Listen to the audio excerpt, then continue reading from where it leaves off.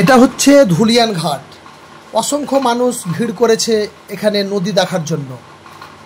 নদীর সেই ভয়ালো রূপ যত দূর চোখ যায় দেখা যাচ্ছে, যত দূর চোখ যায় নদীর সেই ভয়ালো রূপ, বিভৎস রূপ আমাদের চোখে পড়ছে। জল আর জল দেখলেই যেন ভয় লাগছে। অসংখ্য মানুষ তীরে বসে নদীকে পর্যবেক্ষণ করছে, নদীর সৌন্দর্য উপভোগ করছে।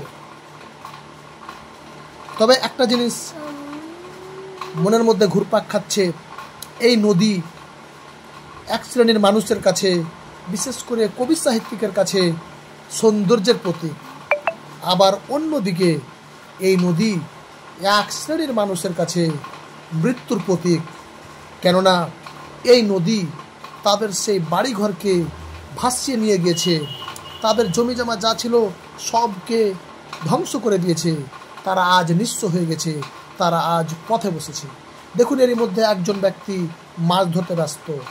এই নদী কারো কাছে সৌন্দর্যের প্রতীক হলেও এই নদী কারো কাছে মৃত্যুর প্রতীক। এটাই বাস্তব, এটাই হচ্ছে বাস্তবতা।